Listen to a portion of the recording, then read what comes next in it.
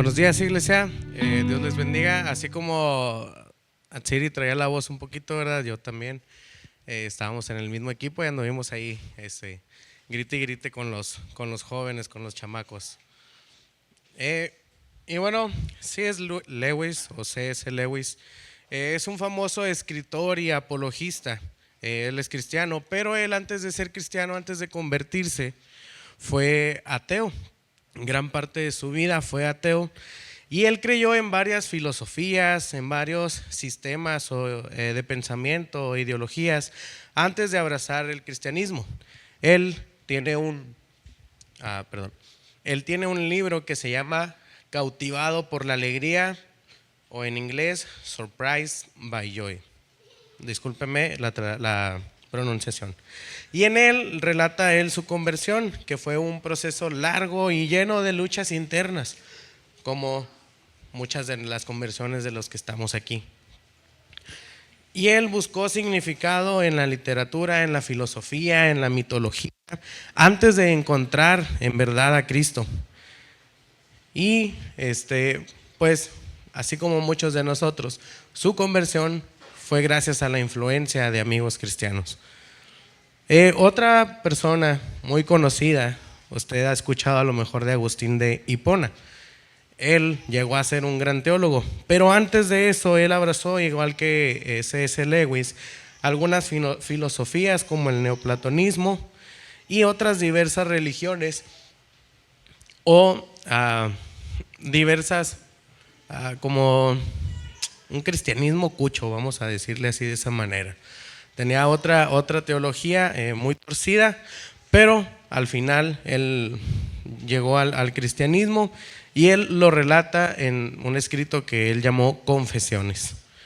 Otra persona que tuvo una conversión fue Nabil Qureshi, o Qureshi, no es árabe, así que no pronuncio bien el inglés, que lo tengo aquí de este lado, menos el árabe que está hasta el otro lado del mundo. Y él tiene un libro que se llama Seeking Allah, Finding Jesus, buscando a Alá, encontrando a Jesús. Y él decía que iba a hacer como una investigación o un ensayo para demostrar la existencia de Alá. Pero en esa búsqueda, en esos estudios, él terminó encontrando a Jesús. Otra persona es Rosaria. Ella es una profesora universitaria y fue activista lesbiana, y ella tenía una visión negativa del cristianismo. Ahora ella tiene un libro que se llama Los pensamientos secretos de un improbable converso, y cuenta cómo a través de la amistad de un pastor y de su esposa comenzó a leer la Biblia y a cuestionar sus propias creencias. Eventualmente se convirtió ella al cristianismo, cambiando radicalmente su vida y su perspectiva. Y me gusta una frase que ella menciona en su libro, que es cuando hace invitación, ¿verdad?, de que los lectores se conviertan a Cristo si no lo han aceptado. Y ella escribe obviamente en ese libro sobre su conversión, hablando de su pecado, ¿verdad?, que era la distorsión sexual que ella tenía. Ella dice que a través de lo que ha vivido después de haberse convertido, le pregunta a las personas: ¿crees que tu conversión es suficiente para que la gente crea que Cristo resucitó? La gente no va a leer otra Biblia, sino tu vida, tu conversión, cómo la llevas a cabo.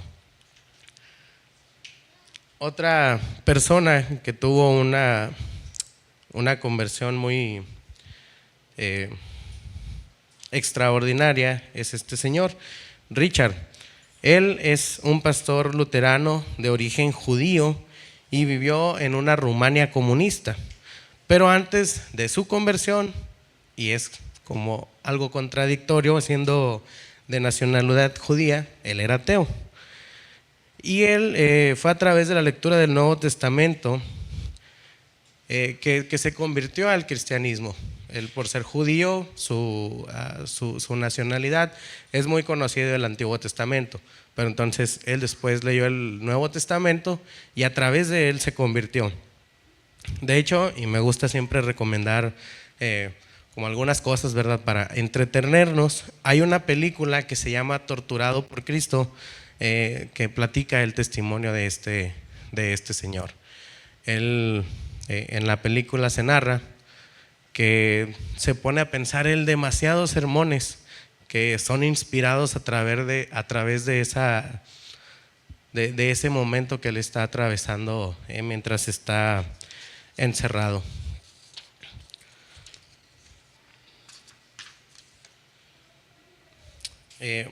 Otra persona, y es la penúltima persona que voy a mencionar, es el que actualmente es un pastor iraní, nació en una familia musulmana y fue educado en el Islam. Y a los 19 años decidió buscar la verdad por sí mismo y empezó a estudiar él diferentes religiones. No fue algo mágico que pasó del Islam al cristianismo. Él platica que tuvo varias creencias o estudió varias creencias para saber en cuál él iba a creer. Eventualmente encontró a Cristo, no solo se convirtió, sino que dijo: yo quiero servir a Cristo. Este pastor, este señor, el año pasado acaba de salir de la cárcel después de 15 años de haber estado en prisión por haber tenido una iglesia clandestina. Entonces, estas son algunas de las personas que buscaban esa salvación en otro lugar, no la pudieron encontrar, o un sentido de la vida que no encontraron en otro lugar más que con Cristo. Una última persona de la cual no traigo la imagen, pero traigo aquí un libro. Él es un periodista y abogado estadounidense, Lee Strobel se llama, y él tiene varios libros que se llaman El caso de, como haciendo una defensa de lo que él cree. Y tiene el caso de la gracia, que es este libro, tiene el caso de los milagros, el caso de Cristo, el caso del Jesús verdadero, el caso de Jesús. Y vaya, los ve desde una perspectiva como si estuvieran en un juzgado. Este libro está en inglés. Si alguien sabe inglés y quiere comprometerse a leerlo, tiene la curiosidad de leer algún libro, puede pasar ya en este momento. Alguien que lea inglés y que quiera leer un libro.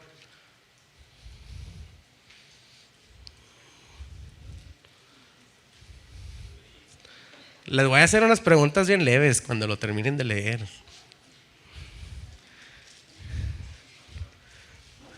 Ajá, obviamente también está en español, pero yo quiero regalar este libro el día de hoy. ¿Ok? Venga.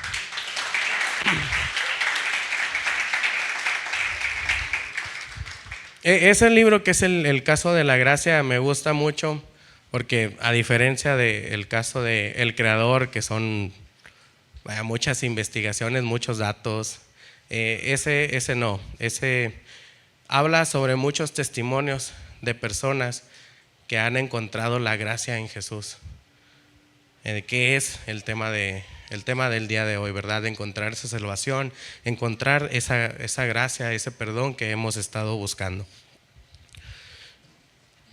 Y el tema de hoy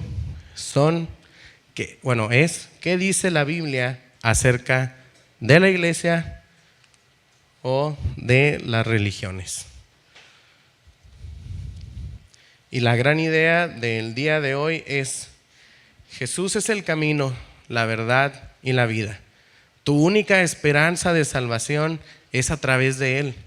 Acéptalo y síguelo obedeciendo sus mandatos. Bueno, vimos en el título que decía, ¿verdad?, que dice la Biblia acerca de la iglesia.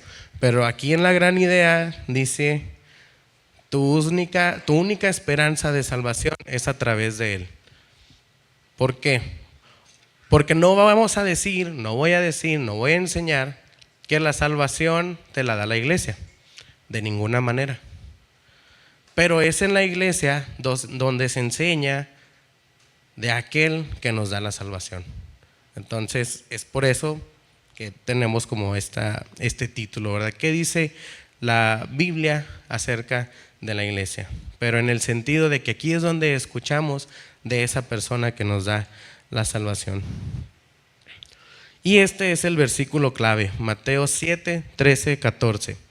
Y dice: solo puedes entrar en el reino de Dios a través de la puerta angosta.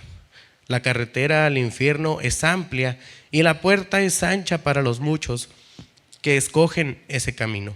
Sin embargo, la puerta de acceso a la vida es muy angosta y el camino es difícil, y son solo unos pocos los que alguna vez la encuentran. La Biblia nos dice que hay dos tipos de religión. Y es una pregunta bien fácil. ¿Cuáles son esos dos tipos de religión? La falsa y la verdadera.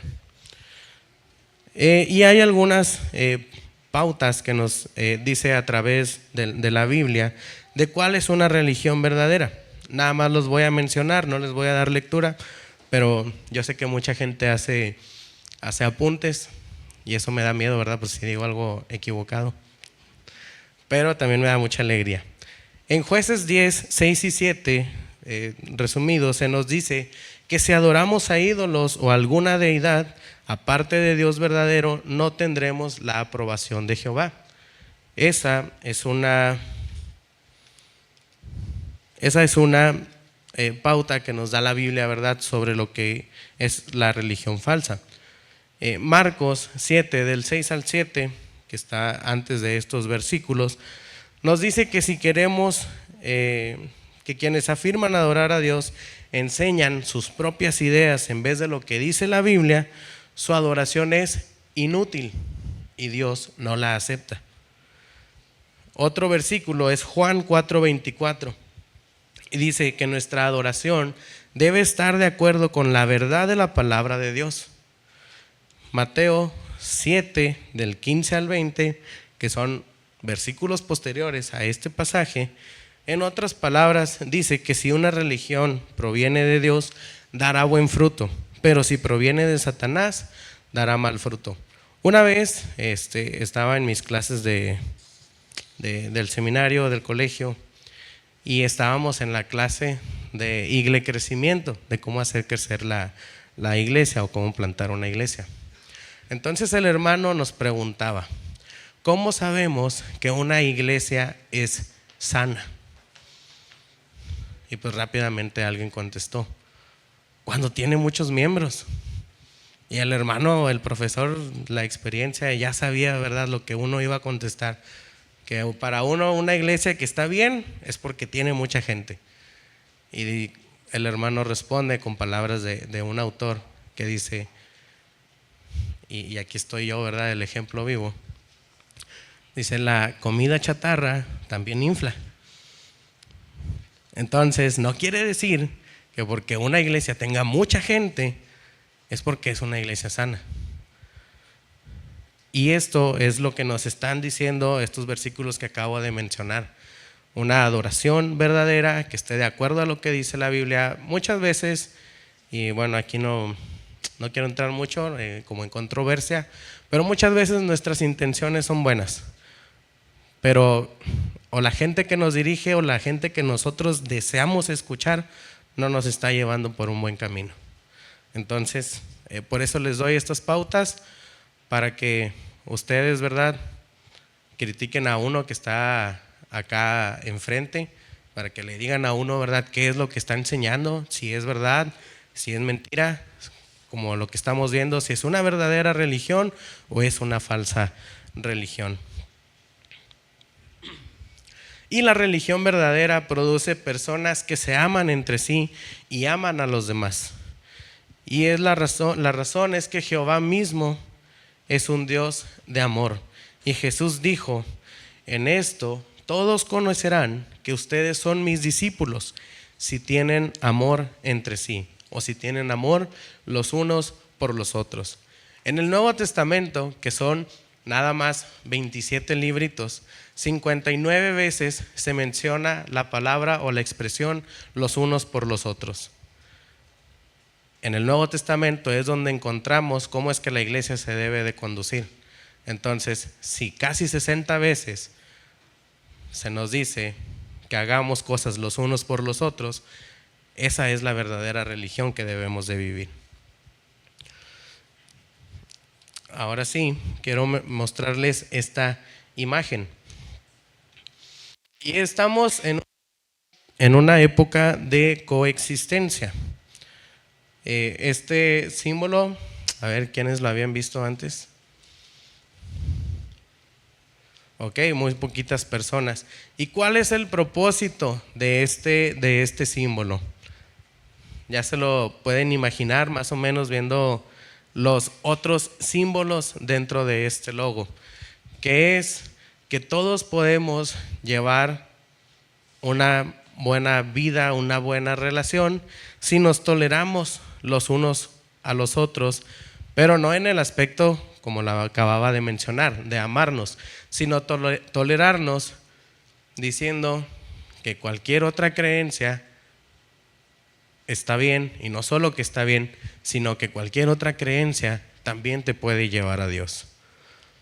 En esta semana que estuvimos en el campamento me tocó dar una clase y en ella mencionaba que es un problema de la cultura que tenemos hoy en día, que es el sincretismo. ¿Qué es sincretismo? Es no tener un credo o sin credo, no tener una convicción. Sabemos que por esa puerta o por las puertas de la iglesia puede entrar cualquier persona. No nos importa qué ideas o qué pecados tenga. Pero lo que no vamos a permitir es que imponga las creencias o las ideas que trae desde afuera. Eso no está permitido, no es algo que Dios nos dice que debemos de hacer, no es un requisito para que podamos tener esa hermandad. Hemos visto, ¿verdad?, en el sermón de la semana pasada, en el versículo de Timoteo, donde se nos menciona que la palabra es para corregirnos. Entonces, no es algo que vaya en esos requisitos de la hermandad, el aceptar cualquier idea o cualquier creencia que esté allá afuera. Es por eso que nosotros tenemos firme la exclusividad de Cristo. Y la encontramos en Juan 14:6, que dice: yo soy el camino, la verdad y la vida. Nadie puede ir al Padre si no es por medio de mí. Dice, yo soy el camino. Él es un artículo singular. Solamente hay uno. No dice, yo soy camino. O sea, dando a entender que puede haber algún otro. Nada más menciona que hay uno y que ese es el que debemos de seguir. Es por eso que nosotros creemos en la exclusividad de Cristo. Me imagino que todos o la mayoría hemos escuchado, todas las religiones te llevan a Dios. O díganme que no. Incluso a lo mejor lo dijimos antes, ¿verdad? Todas las religiones nos llevan a Dios. Pero Jesús nos dice que no. Y el apóstol Pedro también en el libro de Hechos, donde se nos narra la historia de la iglesia del Nuevo Testamento, proclamó en Hechos 4:12 que no hay ningún hombre bajo el cielo por el cual podamos ser salvos, solamente el de Jesús. La salvación y la reconciliación con Dios solamente las podemos encontrar únicamente con Jesús. En el Nuevo Testamento, en el Padre Nuestro, se menciona, ¿verdad?, cómo es que debemos de orar. Y en el Padre Nuestro encontramos dos necesidades del hombre: la necesidad física, la principal necesidad física y la principal necesidad espiritual. ¿Cuál es la principal necesidad física del hombre? Comer. Y acto seguido, luego bajamos al siguiente renglón. ¿Y qué dice el Padre Nuestro? Después de que dice, danos el alimento de todos los días. Perdona nuestras deudas, exactamente. Es, Señor, dame de comer todos los días, y mi otra más grande necesidad es, perdóname. Es por eso que muchas personas o todos buscamos en alguna religión, en alguna idea, en alguna filosofía, ese sentido o esa salvación. No está del todo equivocado, ¿verdad?, que las personas estén perdidas en algún otro pensamiento, porque es algo natural, es algo que tenemos siempre. Siempre tenemos la necesidad de encontrar el perdón. También existe otro extremo, que es el no tener a ningún Dios, que esto se le conoce como ateos o ateísmo. Y bueno, la mayoría de los ateos lo que rechazan o por qué rechazan la existencia de un ser supremo es principalmente por la moralidad. Al no haber un ser supremo que dicte cómo moralmente te debes de comportar, alguien del mismo nivel, vamos a dejarlo en el nivel de creado, ¿verdad? No tiene nada que ver situación económica, situación social, sino simplemente en ese nivel de creador y creado. Dice, no hay nada que me pueda decir a mí cómo es que me debo de comportar. Y esa es la principal razón de por qué hay personas ateas. Obviamente a nadie nos gusta que nos digan cómo nos debemos de comportar. Levanten la mano los que sí les gusta que les digan cómo se debe comportar. Mentirosos. Y bueno, hay un grande problema con esto, con decir yo sé cómo me debo de comportar, y está en Proverbios 14:12, que dice, hay camino que al hombre le parece derecho, pero su fin es camino de muerte. Jeremías 17:9 también dice, engañoso es el corazón. Y vaya, cuando vemos en la Biblia que se nos dice corazón, son los pensamientos. Entonces, engañoso es tu pensamiento, engañosas son las cosas que tú piensas o que tú crees, más que todas las cosas, y es perverso. ¿Quién lo conocerá? El corazón, nuestros deseos, nuestros pensamientos son aquellos, ¿verdad?, que nos llevan a caer en la tentación. Y es por eso que Jeremías, o Dios a través de Jeremías, nos dice que nuestro corazón es engañoso y que no debemos de seguir todo lo que nos dicta, como dice la sociedad, o esa frase tan conocida, ¿verdad?, que sigue a tu corazón. La Biblia dice que no, nos mete en muchos problemas.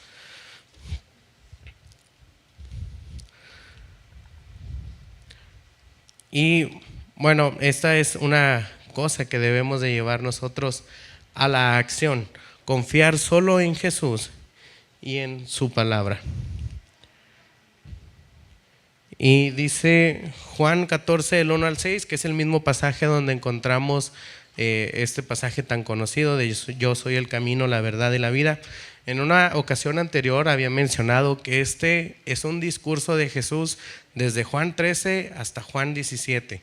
Entonces, si usted quiere sentirse, ¿verdad?, como un discípulo que estuvo ahí varios minutos recibiendo enseñanza de Jesús, esta es una muy buena sección que usted puede leer desde Juan 13 hasta Juan 17. Y Él les dice, no dejen que el corazón se les llene de angustia. ¿Qué dijimos que era el corazón? Los pensamientos, nuestra cabeza. Confíen en Dios y confíen también en mí.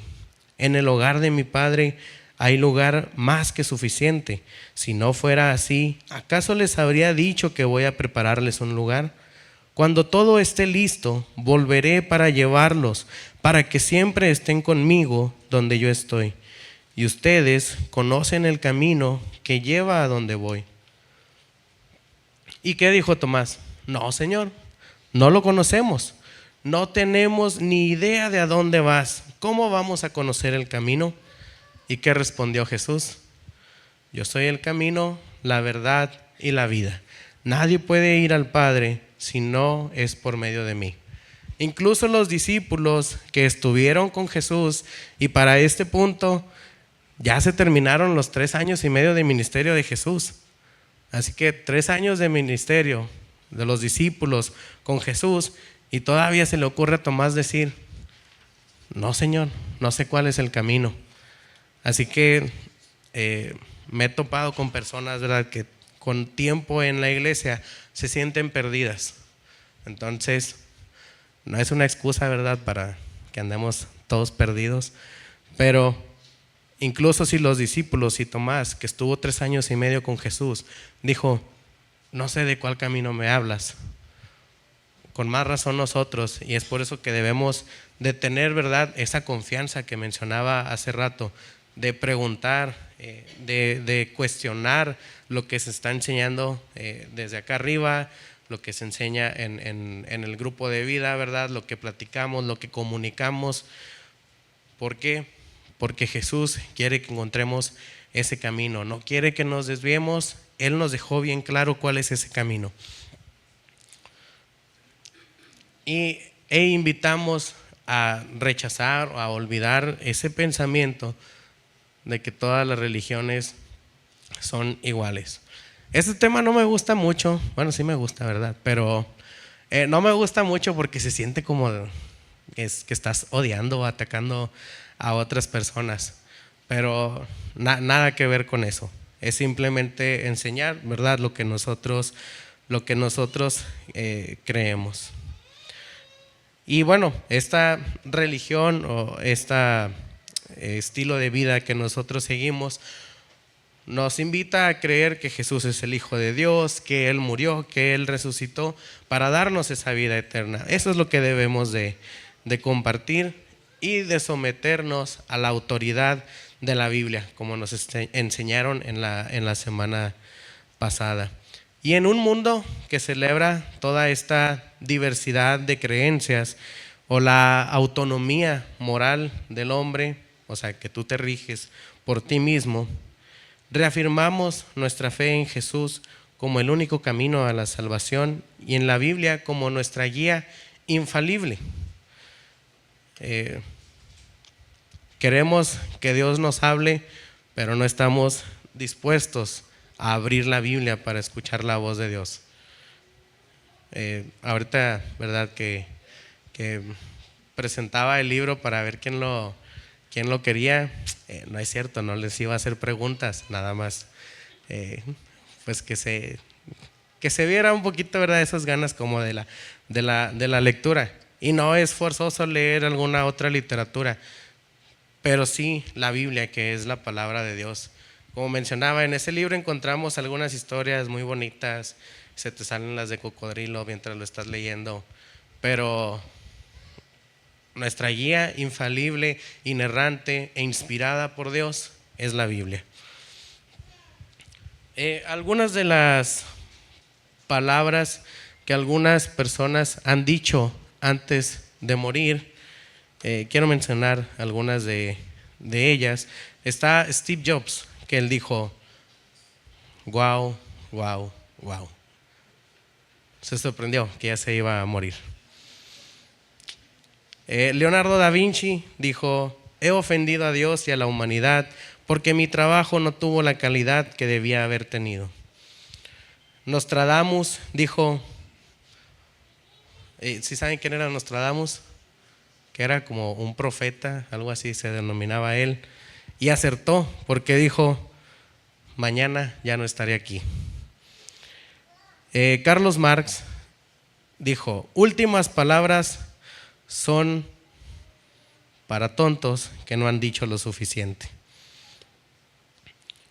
Winston Churchill dijo, estoy aburrido con todo esto, de todo el tema de la muerte, todo el tema de a dónde se va uno. Él dijo, estoy aburrido con todo esto. Beethoven dijo, la comedia ha terminado. John Adams dijo, Thomas Jefferson todavía sobrevive, sin saber que Jefferson había muerto unas horas antes que él el mismo día. Oscar Wilde dijo, o el papel pintado se va, el papel tapiz de su cuarto, o me voy yo. James Dean dijo, este tipo tiene que parar, nos verá. Buda dijo, todo lo compuesto se descompone, luchen diligentemente.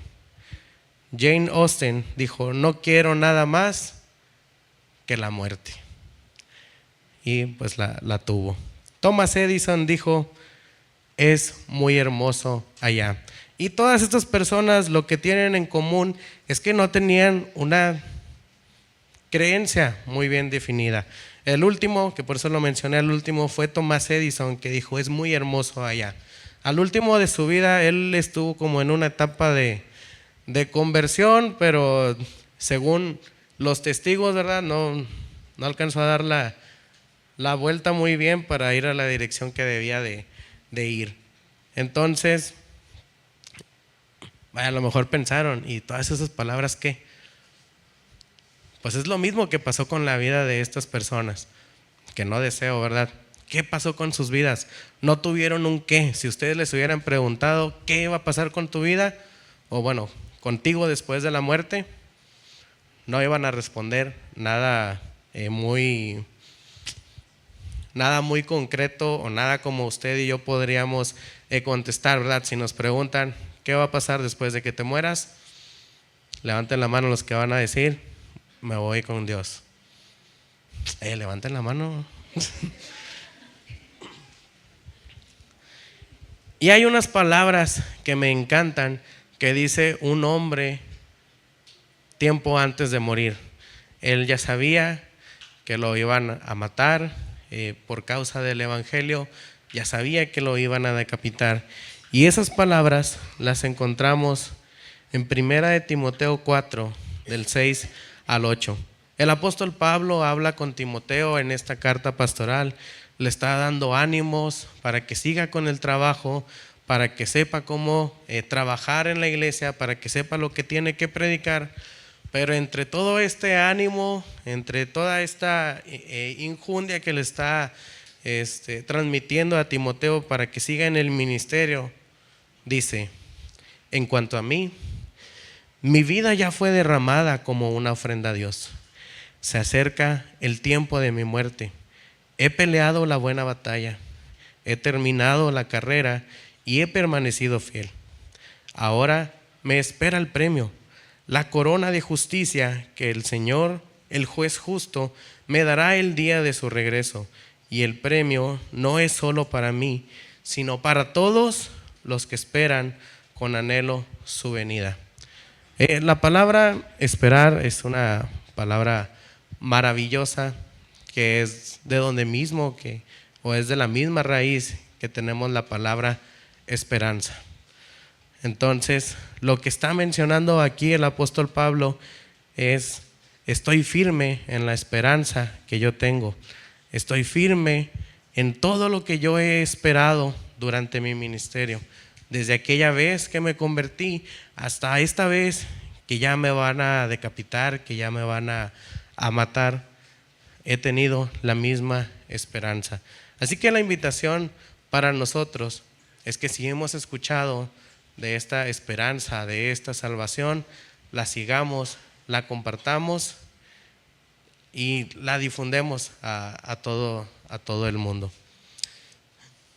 Como mencionaba, la iglesia no salva, pero sí es donde se muestra a Jesús y el sacrificio que Él hizo por la humanidad.